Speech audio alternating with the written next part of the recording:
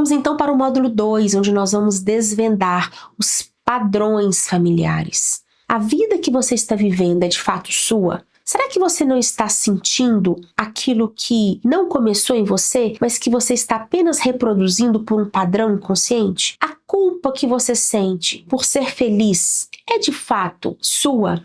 É você que não tem o direito ou você está herdando uma dor? Será que você não está vivendo uma vida por amor a outra pessoa? Então hoje nós vamos olhar para esses padrões familiares, por essas dinâmicas sistêmicas que são ocultas, mas que atuam nos relacionamentos, atuam na forma de viver a vida, no trabalho, como eu tenho dito aqui, né, ao longo de todo esse nosso curso. Padrões que se repetem e que muitas vezes não faz parte, só faz parte da minha vida porque eu estou herdando. A primeira dinâmica sistêmica que nós vamos olhar agora é a lealdade invisível. A lealdade invisível acontece quando um membro de um sistema familiar, ele herda, ele sente, ele assume para ele algo que não é dele. É como se ele, mesmo não tendo vivido a dor, ele vive a dor, mas ele está somente a serviço de alguém da sua família que veio antes.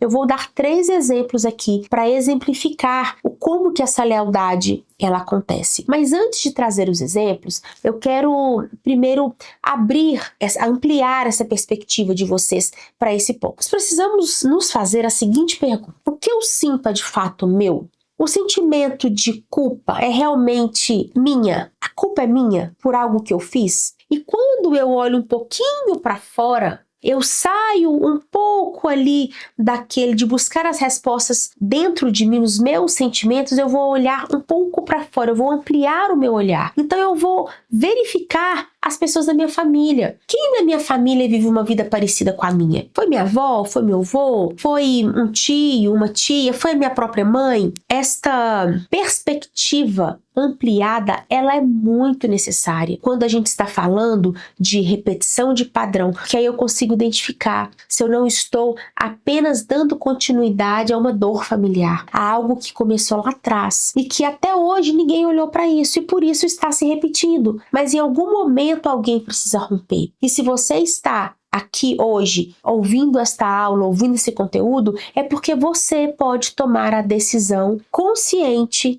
de mudar esse padrão, de sair do padrão. Porque os padrões, como eu disse, eles são inconscientes, ou seja, eu não percebo que eu estou repetindo simplesmente porque alguém da minha família repetiu. Eu não sinto que eu estou vivendo igual ao membro da minha família, ou então eu não sinto que eu estou deixando de viver porque alguém não pôde viver. Não é consciente, mas quando eu tomo consciência, eu saio do padrão.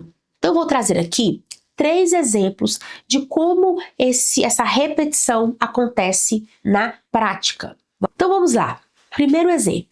Esta mãe ficou grávida dessa criança. Só que esse bebê, ele partiu enquanto ela ainda estava grávida dele. Ou seja, uma criança não nascida. E essa mãe, ela já tinha criado o vínculo com esse bebê. Esse bebê faz parte do sistema.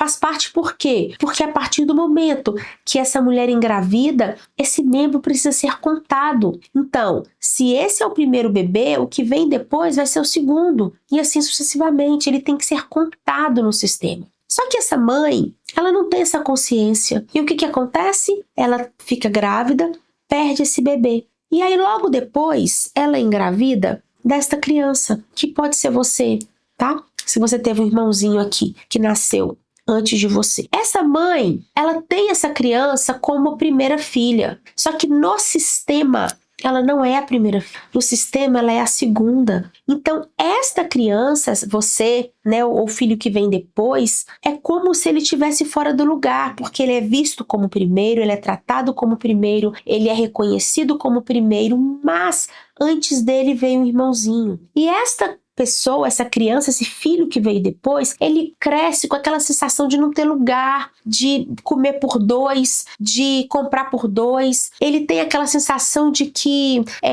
não tem lugar para ele naquela família, ou que tem alguma coisa faltando e ele não sabe o que é, então ele fica deslocado. Provavelmente é porque ele está aqui, olha, ocupando um lugar que não é dele. Isso também é uma lealdade. Uma lealdade a quem? Uma lealdade a esse irmãozinho aqui. E tem um outro ponto aqui também. Muitas vezes, essa criança que vem depois, como um irmãozinho que veio antes dela não pôde ficar, ela não consegue desfrutar a vida, porque inconscientemente ela está presa à dor desse irmãozinho. Então aqui tem dois movimentos. Essa criança que se sente totalmente fora do lugar e a vinculação com esse irmão. Então ela precisa dar um lugar para esse irmãozinho no coração dela.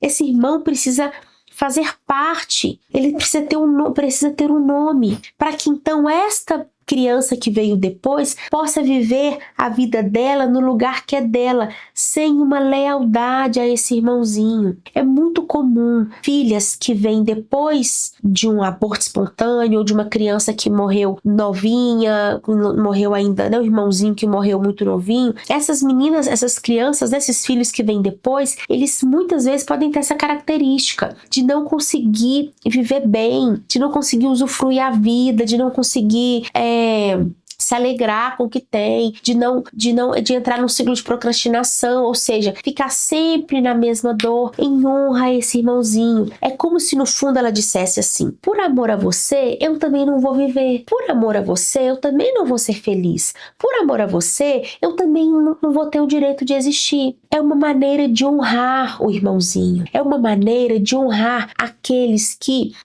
que veio antes. Então, o que ela vai precisar fazer aqui? Olhar para esse irmão e reconhecer: sim, você faz parte, você veio antes, mas em honra a você, eu vou viver a minha vida. Eu vou realizar sonhos. Eu vou viver até o dia que eu te encontrar. Um dia nós vamos nos encontrar, mas enquanto isso, eu vou viver. Quando ela faz esse movimento de reconhecimento na alma, ela pode então ficar no lugar que é dela, porque ela validou, ela considerou esse irmãozinho que veio antes. Então, se você procura saber, conversa com sua mãe ou algum parente, ou se você sentir, né, que isso acontece com você, de ficar sem lugar, de ter uma certa compulsão por compra, de comprar por dois, comer por dois, muitas vezes essa é uma característica muito comum dessa dinâmica sistêmica. E se você tiver oportunidade, pergunta para alguém, a um familiar, para sua mãe, se teve algum irmãozinho na família que não pôde ficar, algum aborto espontâneo,